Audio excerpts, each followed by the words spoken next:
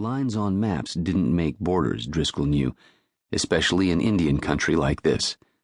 He'd check his GPS equipment to be sure of his position, but latitude and longitude really didn't matter to his mission. What mattered was where they were headed, regardless of where it fell on the map. The local population knew little about borders, and didn't especially care. For them, reality was which tribe you were in, which family you were a part of, and which flavor of Muslim you were. Here, memories lasted 100 years, and the stories even longer, and grudges even longer than that.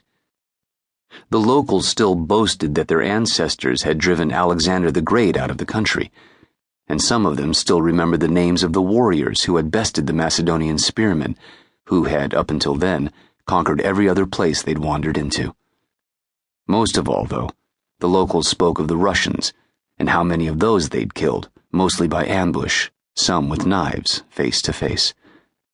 They smiled and laughed with those stories, legends passed on from father to son.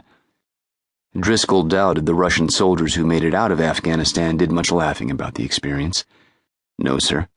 These were not nice folks, he knew. They were scary tough, hardened by weather, war, famine, and just generally trying to stay alive in a country that seemed to be doing its best to kill you most of the time. Driscoll knew he ought to feel some sympathy for them.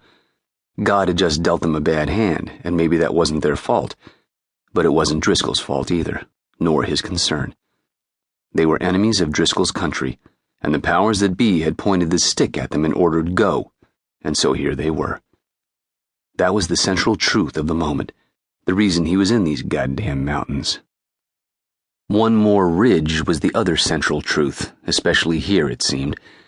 They'd legged it 15 clicks, almost all of it uphill, and over sharp rock and scree since they'd hopped off the CH-47 Chinook helicopter, a Delta variant, the only one at their disposal that could handle the altitude here. There. The ridgeline. 50 meters. Driscoll slowed his pace. He was walking point, leading the patrol as the senior NCO present, with his men stretched out 100 meters to his rear, alert, eyes sweeping left and right, up and down, M4 carbines at ready low and trained at their sectors.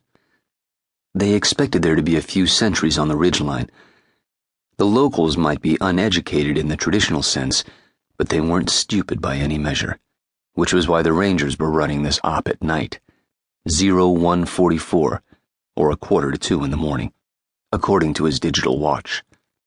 No moon tonight, and high clouds thick enough to block whatever light came from the stars. Good hunting weather, he thought. His eyes traced more down than up. He didn't want to make any noise, and noise came from the feet. One damned rock kicked loose and rolling down the hillside could betray them all. Couldn't have that, could he? Couldn't waste the 3 days and 15 miles it had taken them to get this close. 20 meters to the ridgeline. 60 feet. His eyes searched the line for movement. Nothing close. A few more steps, looking left and right, his noise-suppressed carbine cradled to his chest at ready low, finger resting lightly on the trigger, just enough to know it was there. It was hard to explain to people how hard this was, how tiring and debilitating, far more so than a 15-mile hike in the woods, knowing there might be someone with an AK-47 in his hands and his finger on a trigger, the selector switch set to full auto, ready to cut your ass in half. His men would take care of such a person, but that wouldn't do him any good, Driscoll knew. Still, he consoled himself if it happened. The odds were that he wouldn't even know it. He'd dispatched enough enemies to know how it worked. One moment you're stepping forward, eyes scanning ahead, ears tuned, listening for danger. The next, nothing. Death. Driscoll knew the rule out here, in the Badlands, in the dead of night. Slow is fast. Move slow. Walk slow. Step carefully. It had served him well these many years. Just 6 months earlier, he'd finished third in the best ranger competition, the Super Bowl of Special Operations troops.